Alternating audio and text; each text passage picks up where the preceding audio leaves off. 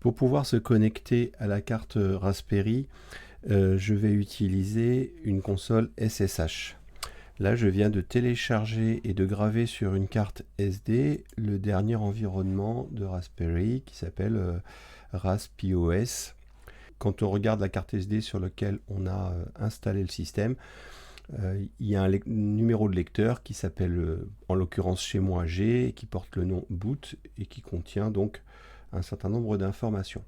Je vais rajouter un fichier qui s'appelle juste SSH, sans extension.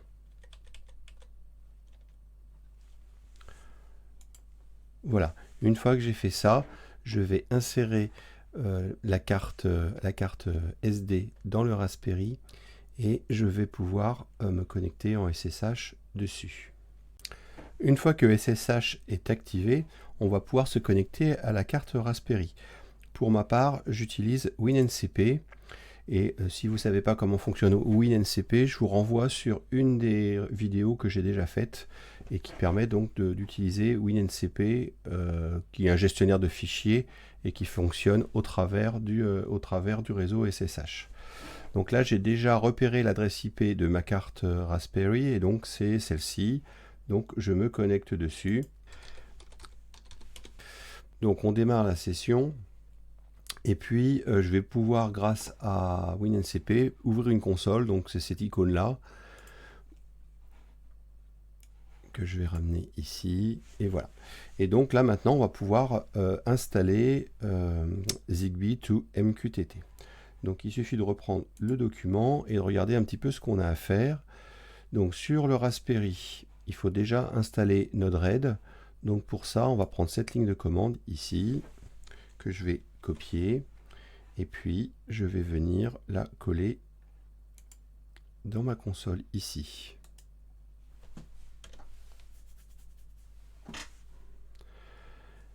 Est-ce qu'on veut réellement faire ça? Je réponds yes. Est-ce que je veux installer les broches spécifiques au Raspberry? Je dis yes. Et donc là, c'est parti pour l'installation de Node-RED. Bien évidemment, cela nécessite que le Raspberry ait accès à Internet.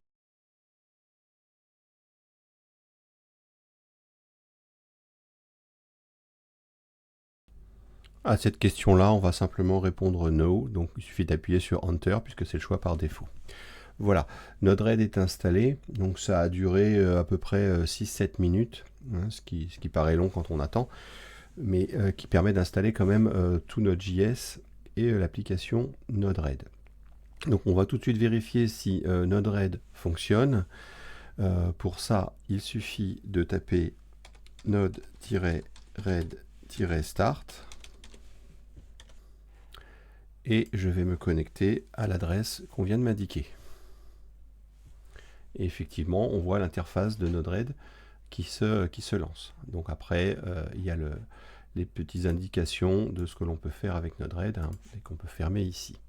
Donc Node-RED est fonctionnel, c'est parfait.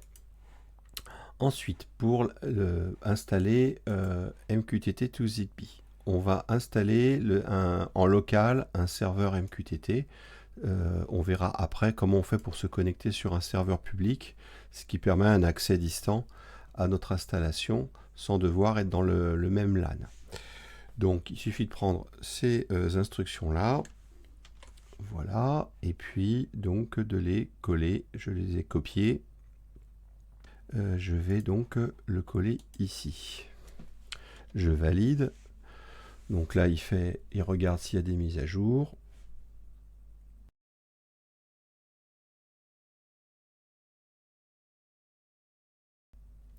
Voilà. Donc là, on a Node-RED qui est installé, on a Mosquito qui est installé, et on va maintenant pouvoir installer Zigbee to MQTT. Alors, première chose à faire, il s'agit de brancher le dongle sur le Raspberry, puis de lancer cette commande-là, de manière à savoir sur quel port série il s'est installé. Donc là, je copie ça, je reviens là, je le colle, et donc il me le détecte. Donc il s'agit d'une puce de type Texas Instruments CC2531, et donc ça sera accessible sur TTY ACM0. Voilà. Donc, et donc ici, je me rends compte que dans mon document Word, j'ai fait une faute. C'est ACM0. Voilà, donc avec d'autres cartes, ça peut être sur TTY USB 0. Donc maintenant, on a bien noté que c'est ça dont on aura besoin. On en aura besoin tout à l'heure pour paramétrer le fichier de configuration. Donc là, il y a la version, normalement, dans la documentation Zigbee to MQTT, il nous demande d'installer Node, Node.js et NPM, mais là, c'est inutile puisqu'on vient de le faire avec, Node-RED. Donc, en fait, j'ai juste à faire ces informations-là ici. Donc, créer un dossier qui s'appelle Zigbee to MQTT dans le dossier options, et puis devenir propriétaire de ce dossier. Donc, l'utilisateur Pi devient propriétaire de ce dossier. Donc, je copie tout ça, et puis je le mets ici, je valide. Voilà, c'est fait. On passe à la suite ici. Donc, on me demande de cloner le dépôt Zigbee to MQTT. Donc, pareil, je copie cette ligne-là. Je copie et je colle ici. Je valide. Voilà, donc c'est très très court. Ensuite, on va demander d'installer les dépendances. Donc, ça se fait avec ces deux commandes-là. CTRL-C ici et donc CTRL-V. Je valide. Voilà, c'est fini. On voit qu'il a ajouté 752 packages. Et donc, normalement, le Zigbee to MQTT est opérationnel. Il faut juste maintenant modifier le fichier de configuration. Alors, qu'est-ce qu'il y a dans le fichier de configuration? Donc, il est accessible ici. Donc là, pour le coup, je peux l'éditer avec Nano dans la console, mais pour ma part, je ne trouve pas ça très pratique. Je préfère utiliser directement WinNCP. Et donc, je vais me rendre dans Option, enfin Opt, Zigbee to MQTT, Data, et on voit qu'effectivement, on a un fichier configuration.yaml. Donc, je l'ouvre ici, voilà. Et donc, j'ai un certain nombre de choses à indiquer. Donc, le port, bah là, ça tombe bien. Par défaut, il me propose le port sur lequel j'ai déjà mis ma clé. Hein, donc, c'est bien sur le port ACM0. Donc, comme j'ai installé MQTT sur mon Raspberry, je vais bien être en localhost. Et donc, ça, c'est le préfixe du topic que j'ai choisi. Donc, ça va être Zigbee to MQTT pour Zigbee pour MQTT par défaut. Alors, si on est sur un système où on est dans une classe où on a plusieurs élèves, où on veut faire plusieurs projets en même temps, on peut changer la base du topic, par exemple élève 1, élève 2, ou salle 1, salle 2, salle 3, ce qui permet comme ça de différencier les projets en utilisant le même broker MQTT. Il nous reste donc Home Assistant égale false. C'est simplement parce que là, on n'utilise pas MQTT au sein de Home Assistant. Home Assistant, c'est un intégré qui permet de faire de la gestion de domotique. Et le permit join, ici, c'est que ça autorise un dispositif à s'inscrire automatiquement Zigbee to MQTT. On va juste rajouter une petite ligne de commande qui va nous permettre, plutôt que d'avoir affaire aux commandes via la console, hein, ce qui est quand même moyennement pratique, de pouvoir faire accès à la console grâce à une page web. Donc, on va rajouter le Advanced Network Key Generate et Front-End True. Je vais rééditer le fichier et je rajoute juste à la fin ce qu'on a dit ici, Front-End True et le Network Key Generate. Je sauvegarde ça, je peux le fermer, et maintenant, depuis la console, on va pouvoir lancer Zigbee to MQTT. Pour ça, on fait npm start. Au premier lancement, il fait une construction, donc une espèce d'exécutable. En fait, je n'ai pas été voir en détail ce qu'il fabrique, mais bref, il s'installe. Voilà, il se lance. Bon, la construction a duré grosso modo 1 à 2 minutes sur un Raspberry 3. Ce qu'il faut savoir, c'est que cette opération n'est valable qu'une seule fois, hein. Voilà, et puis là on a la console qui se lance, on ne voit pas de message rouge, donc a priori tout ça, ça fonctionne. Et on voit que normalement ici on a le coordinateur, donc c'est la clé USB.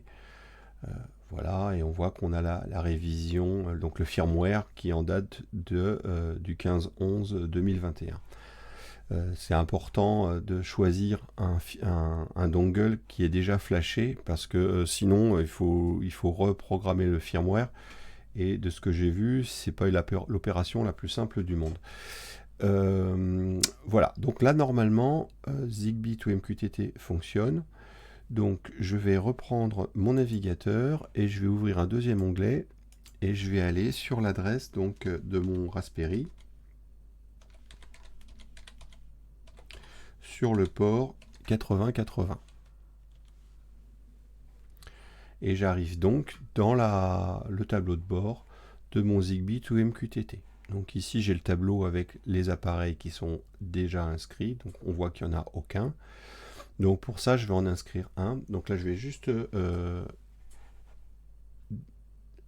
là je peux désactiver le joining, donc la jonction d'un appareil, ou sinon si je clique sur ce bouton là je peux l'activer. D'accord, donc là quand je reclique sur ce bouton là, vous voyez il part pour 4 minutes, ou un peu plus de 4 minutes, pendant lequel je peux inscrire un appareil. Donc là j'ai une ampoule toute neuve qui est une ampoule Lidl. Je vais cliquer sur je vais l'allumer et on va voir ce qui se produit. Voilà, elle est détectée et elle apparaît, donc il installe tout un tas de choses. Elle est reconnue puisqu'on voit son icône ici, on voit la marque du produit, donc j'ai acheté ça chez Lidl, et puis c'est le modèle qui est ici. On a une adresse qui correspond à une adresse IEE, hein, qui est une adresse un peu l'équivalent d'une adresse MAC. Et on voit que par défaut, le nom qui apparaît pour le dispositif, c'est son adresse MAC. Donc là, évidemment, je vais changer ça, puisque pour moi, je vais mettre par exemple lampe RVB. Je renomme l'appareil. Voilà.